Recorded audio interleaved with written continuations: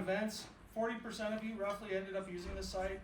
I'm appreciative, I'm sorry.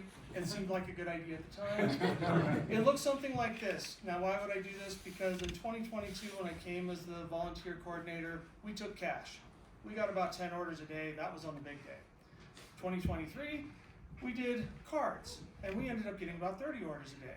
Not bad, but there were lots of fees, and I wanted to help the conference, so I'm like, I need to learn Python. I've never used it. What better way than to create a project, right? It's like most people I talk to in C++, it's their second language, so I'm feeling behind. And I had to learn Flask too. If it's called Flask, I mean, it's good, right? Okay, so this is Flask. It's very basic. This is your hello world, not much to it. And this is simple. I can do this, it's a route, it's indexed. But then you have data models, okay? And there's a lot of stuff here. I don't do ORMs, but it was in the tutorial I was watching. And so, but the key thing is that ID is mapped and the user ID is mapped, because this is gonna cost me a lot. So I put it up for someone to use. Of course, it works on my machine. And not only does it work on my machine, I put it to the server and it works for me. But the next person that logs in gets this. It returns that. I don't like that. That scares me because I don't know enough of Python to even do anything. I'm like, what the heck is this? I mean, okay, SQL insert to session. It's, it's something with a unique value. So yeah, what do you mean unique constraint? I know for a fact, I log into the SQL database. When I log in and I run it on my system, resetting the database, it works every time. I can buy stuff, I create orders, I'm completing sales, it just works. The next person doesn't though. So maybe it's the ORM. I'm 2 weeks in now. I can't take the time to replace with CRUD. This thing was supposed to be out 2 weeks ago. Maybe it's lazy loading. I got that from some friends at ACCU. Yeah, no, it wasn't lazy loading. Maybe it was caching. I'll just tell you it wasn't caching either. So here you can see at the bottom, it's like, and it's April 7th, and I'm like, session fix, ignore the DB, clear it, wording changes. Finally, at around the 20th, and I swear there's another week in here that's missing, I found the fix. You know what that fix is? When you turn around and create a table and you have a unique ID, in Flask you can say get current user ID. What you really want to do is match the current user ID to your user ID, not to the unique ID that is the integer that's in the front of everything, which is why when you're the first user, everything is one.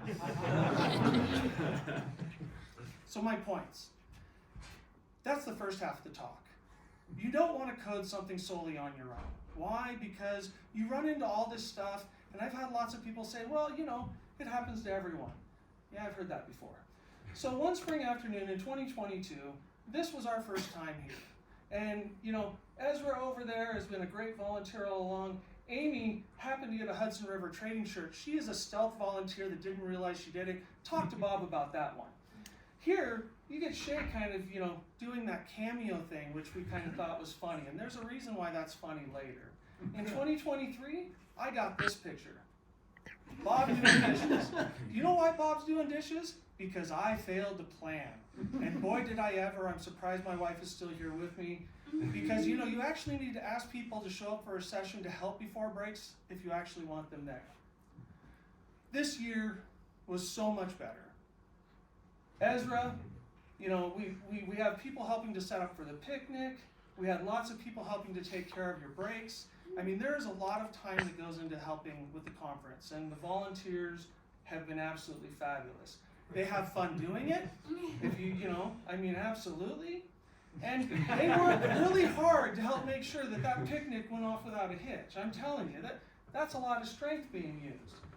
But this is the picture that gets me the most. And this was staged a little bit, but Christy caught me the other night, and she's like, did you ever think, if you would have taken a picture and showed me 20 years ago that I was going to wear a C++ shirt? She's like, I never would have thought it happened. And notice, this is not her volunteer shirt. This is actually just the attendee shirt. My point from earlier, don't write code on your own. Do it with a team. Do everything you can with a team. Because this here was like one of the best teams I ever had at C++ Now. And I thank you all for it. And I thank you all for 3 years of great conferences.